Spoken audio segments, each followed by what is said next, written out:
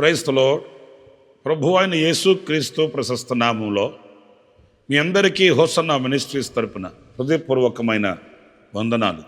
దేవుడు మిమ్మల్ని దీవించి ಆಶೀರ್ವದಿಸುಗಾಕ. Praise the lord. ಕರ್ತನಾದ ಯೇಸು ಕ್ರಿಸ್ತನ ಪ್ರಶಸ್ತ ನಾಮದಲ್ಲಿ ನಿಮ್ಮೆಲ್ಲರಿಗೆ ಹೋಸನ್ನ ಮಿನಿಸ್ಟ್ರೀಸ್ ವತಿಯಿಂದ ಹೃದಯಪೂರ್ವಕವಾದ ವಂದನೆಗಳು.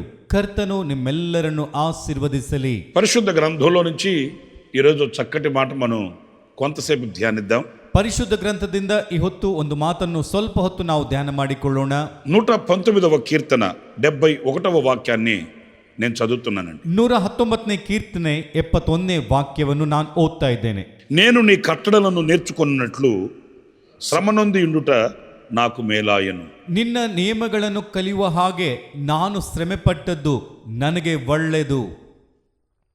సర్వసాధారణంగా శ్రమలలో నుంచి నేను తప్పించబడుట నాకు మేలాయను అని పలకాలి. ಸರ್ವಸಾಮಾನ್ಯವಾಗಿ ಶ್ರಮೆಗಳಿಂದ ನಾನು ತಪ್ಪಿಸಲ್ಪಟ್ಟಿದ್ದೇನೆ ಎಂಬುದಾಗಿ ನುಡಿಯಬೇಕು. శ్రమ నొంది ఉండాలని, కన్నీళ్లు కార్చాలని, ఇరుకైన మార్గంలో నడవాలని, ఇరుకైన చోట నిలవాలని ఎవరు కోరుకోరు. ಶ್ರಮೆ ಹೊಂದುತ್ತಾ ಇರಬೇಕೆಂದು ಕಣ್ಣೀರನ್ನು ಸುರಿಸುತ್ತಾ ಇಕ್ಕಟ್ಟಾದ ಮಾರ್ಗದಲ್ಲಿ ಇಕ್ಕಟ್ಟಾದ ಸ್ಥಳದಲ್ಲಿ ನಿಂತುಕೊಂಡು ಇರಬೇಕೆಂಬುದಾಗಿ ಯಾರು ಬಯಸಲ್ಲ. కానీ ఈ భక్తుడు శ్రమ నొంది ఉండుటయే నాకు మేలు అంటున్నాడు. ಆದ್ರೆ ಈ ಭಕ್ತನು ಶ್ರಮೆ ಹೊಂದುತ್ತಾ ಇರುವುದೇ ನನಗೆ ಒಳ್ಳೆಯದು ಅಂತ ಹೇಳ್ತಾನೆ.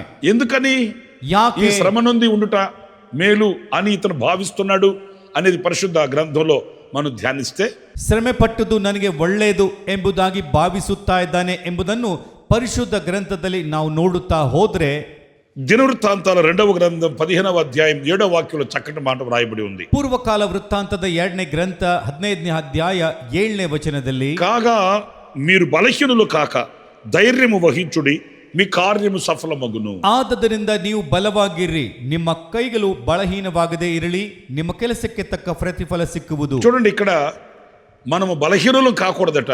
శ్రమ కలిగినప్పుడు ఆనాడు దేవుడు కార్యములను సఫలం చేస్తాడట. ನೋಡಿರಿ, ನಮಗೆ ಶ್ರಮೆಗಳು ಬಂದಾಗ ನಾವು ಬಲಹೀನರಾಗಬಾರದಂತೆ ದೇವರು ನಮ್ಮ ಕೆಲಸವನ್ನು ಸಫಲ ಮಾಡ್ತಾನೆ. ఇక్కడ మనం నేర్చుకోవాల్సింది, శ్రమ కలిగిన నాడు